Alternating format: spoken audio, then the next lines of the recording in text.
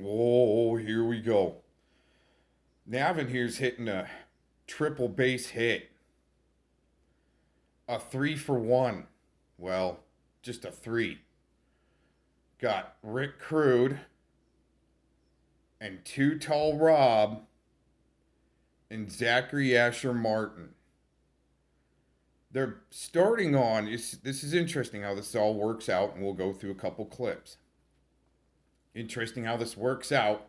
They start busting out Ric Crude for marrying a 15-year-old when he was 22 or 23 or something.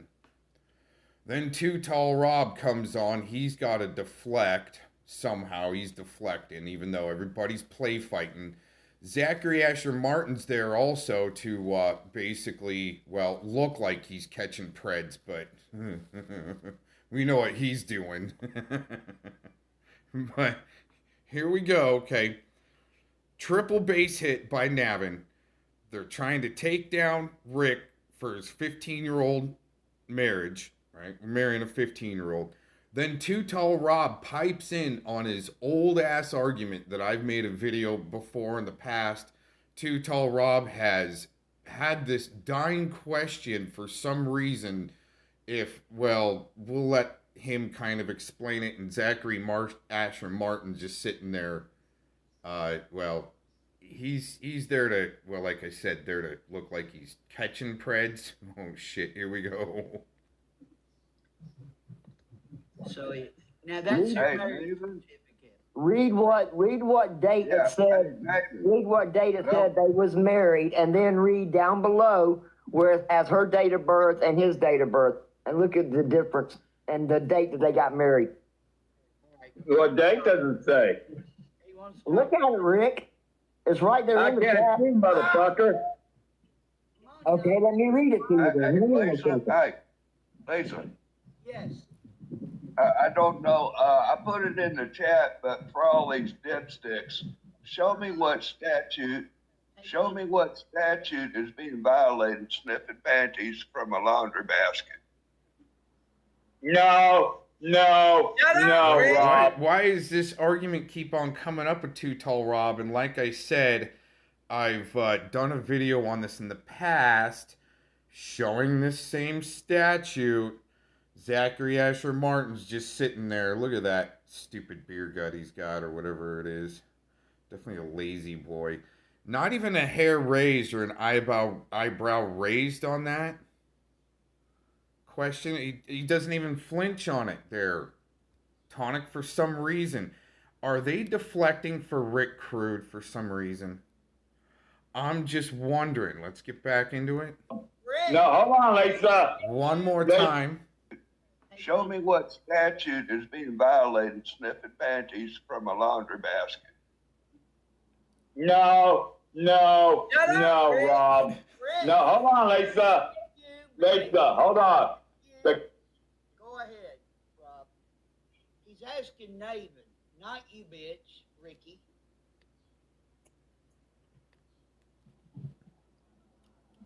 That is who you wanted to ask, right, Rob? Yep. Lisa, change the story.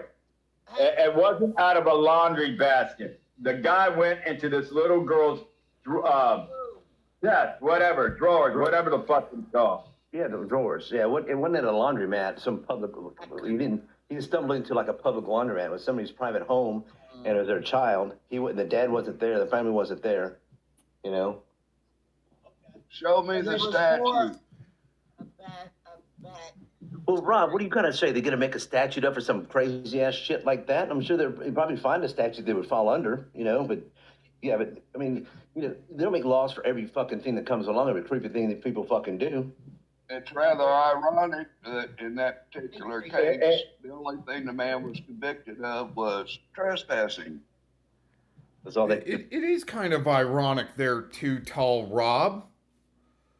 Why would it be okay that someone just got a trespassing charge? Wonder, well, until we get there, think to yourself, why would someone only get trespassing for something like that? Especially if a federal agent was caught doing the act, right? Why do people need to deflect away from actually getting this dying question out of the way for Too Tall Rob, I wonder? Well, that's all they can hammer on. So, Rob, okay, let me ask you this. So you still think it's okay? Do you still think it's okay what that guy did? You thought it was okay then. You think it's okay now? I didn't say it was okay. I You said just you didn't have I a don't problem with see it. You said you did not have a problem with it. Why don't you asked me, put that bitch in the basement. If I can't You answer can kiss my goddamn fucking ass, question Rob. without I'm asking you a question. Do you think it was okay what that guy did? You had no problem with it then. Goddamn conversation. You want to step on me? Fuck you. Well then, Why well, does Too Tall Rob and Poor Dirt Farmer need to have that conversation all the time? It's interesting, all the time.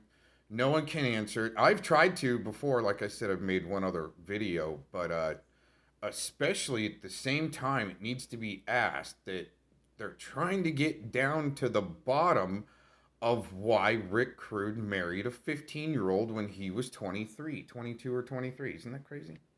ask you a question. Do you want to throw some shit in my face? I'll ask you right now. How do you feel about that? How do you feel about that? It ain't how I feel. It's what I think about that. You said there was you didn't see anything wrong with what the guy did. Put that bitch in the basement, Lisa. You gonna fucking step on my answer so it get me? Why doesn't he just say no right off the bat? No, no, no. That's not the way I feel, man. You're getting it twisted, right? Fuck you. Well, put your big boy panties on. I got my big boy, but why don't you try having a goddamn intellectual, intelligent conversation? You know, you want to say to somebody you heard something, why don't you shut the fuck up so somebody can be heard, dipstick? I'm wondering why he's still got this question years later, still trying to peddle it, and he might not have even done the research himself on why someone would only get a trespassing charge after doing such an egregious act. Motive is anyway, bitch. What is it? Like got no motive. And I'll say At it the end of the day, Show me it was wrong what you said, Rob. It was my motive. What's my motive? Just as bad as me marrying my wife at fucking 16. My motive, Rob, is I don't like pedophiles. I don't like pedophilia. I don't like anybody that supports it. How do you like that? I mean, I think everybody can get behind that. Shut up, Zach. Sure, Zachary. Oh, yeah. Shut up, Richard. It's a good thing your feelings aren't long, bitch. Huh. I mean, Zachary, did I post that interview I did with your It sister? seems like Too Tall Rob is advocating that sniffing panties should be legal. Shouldn't be illegal. Huh. If you haven't been thinking, why would somebody only get trespassing from doing such an egregious act? We're coming up here in a minute. Your feelings are outlawed. You let your leg rot off and your daughter is in prison. Yes. Okay. Yes, Zach. Yeah. See, just like last night when Simon was coming at me and we're trying to go over his case, but he comes at me sideways on some stupid shit all of a sudden. It's that deflection from what they've done, Tonic, Zachary Asher Martin. So you've done some really serious, interesting things and not serving time for it. Kind of like what happened with Predward. Not serving time, right? Oh my gosh. You know when you may read this to you. Uh-huh. Anyway, for telling me. I didn't look at it that way. See, they're trying to go over this. And Too Tall Rob's got to bring up the panty sniffing issue. Hey, Alex 09. Well, I ain't seen you in a cool. I mean, what I did wasn't right. Okay, Right. At this day and age. Back then, well, it's a different story. I'm not like Zachary, whose best friends was Cowboy, who married two underage girls, one at 12 and one at 14. Cowboy? Who the fuck is Cowboy? Yeah. Cowboy. Ernie Shill's ex-partner. Talking about Who? All right. Ernie Shill. Yeah, they're just deflecting. Busted by the nanny cam what this federal law enforcement officer did in a 3-year. Why did this federal agent only get trespassing? Old girl's bedroom, cost him his badge and got him arrested. And his actions may be considered very disturbing by some viewers, so you may want to remove your children from the room right now. As ABC 15 investigator Melissa Blasius reports, the victim's family worries he could pose a danger to girls, especially since no one is supervising him. In north central Phoenix, the family's home was for sale, and Deputy U.S. Marshal David Timothy Moon was a potential buyer last May. While the real estate agent was somewhere else in the house, Moon went inside the little girl's bedroom. He focused on the laundry hamper in the corner. He digs around. He's not looking for just any item. He's looking for a very specific item. He's after the girl's panties. He holds them, puts them close to his face, appearing to smell them. But one time wasn't enough. Minutes later, he returns to the room for a second round with the preschooler's dirty panties. It's a compulsion. We showed the video to forensic psychologist That's almost some JT Colfax shit right there. That's some disgusting stuff. John De La Torre. He evaluates and treats sex offenders, though he's not involved in this case. This isn't someone who's unsure and needs to look around and tries to figure out, is this thing going to be what arouses me? Is this thing going to satisfy my arousal?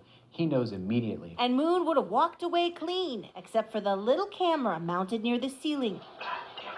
Oh, The security busted. camera, like this one up here, is motion activated. It sent an alert to the girl's father, who watched the footage. He was terrified by what he saw and called police. What if he comes back? What if he tries to hurt us or our daughter? What if he loses his job and has nothing else to lose? David Moon spent 24 years with the Marshal Service in multiple states. They fired him after hearing these allegations. Moon was not supervised by Arizona's U.S. Marshal. He reported directly to D.C.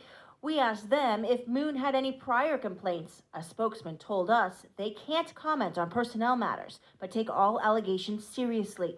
Meantime, Phoenix police uncovered other red flags. According to the police report, a girlfriend said Moon heard police were looking for him, so he threw out his computer. She also said she discovered in his Gmail video of girls doing gymnastics and an email from him to himself.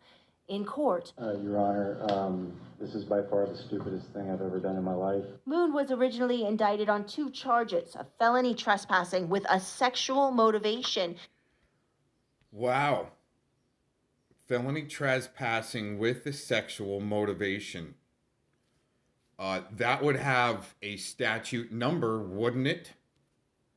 They're too tall, Rob. But he made a plea deal for 1 count of regular trespassing, a misdemeanor. The girl's dad spoke at sentencing last week.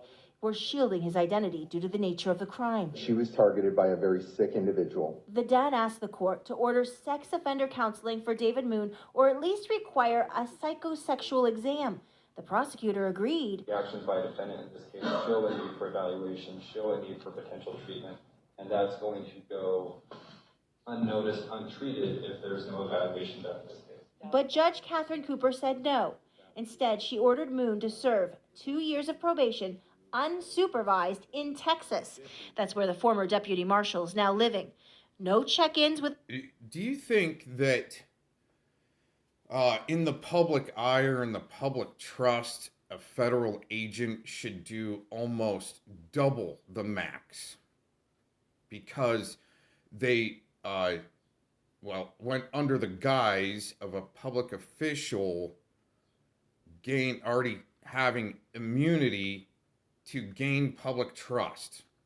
I think that made a little bit of a sense, but the thing is, okay, do you feel that public officials should get double for crimes against children? Yes, absolutely. So he only gets 2 years unsupervised back in the state of Texas, but he loses his job. That's a start, but it's like that chief of police that got caught meeting up with a minor boy in Massachusetts, I believe. Stowe, right? Gets caught, only gets like 2 years unsupervised, but loses his job. I think if you're going to do anything like that, you should at least double it, at least. But yeah, crimes against children. This is one agent that should have the death penalty immediately. A probation officer and no sex offender testing or therapy. The court feels that to impose sex offender terms in addition to the terms of the plea would be to essentially unwrite the plea. Judge Cooper did acknowledge the family's concerns. It can seem unfair, it can seem like it's not enough. But she also listened to mitigating factors. Moon's lack of prior crimes, his military experience, his work as a deputy marshal. The court believes that he's sincere in his remorse. Sorry, not gonna. Why would this judge go light and unwrite the plea deal? Okay, why would it just be trespassing? Well, it might explain that bigger problem that I was writing about last week about Harvard Law and having Dershowitz and Cass Sunstein there, and Epstein, and there was somebody else. I think even Trump named yesterday the president of Harvard even visited the island. So why would this judge go light on this cop, on this federal agent? Well, we'll show you here in a second. A comment about the case. Moon's attorney did not want to answer our questions, and Dr. De La Torre says it's not unusual for cases like these to end in plea deals that don't reflect the true nature of the crime. While the behavior that he... Why would these cases be lessened instead of amplified and send a message? Demonstrates is sexually deviant. There's concern that there's not enough for maybe a jury to say he's a sex offender. While there are limitations in the criminal justice system, David Moon would have remained... If you'd let him get to trial, maybe it would be the other way around. Trusted community protector if it had not been for this little girl's alert dad. Moon has moved to the Dallas, Texas area, and we're told in 2 years he could apply for this... A trusted community protector.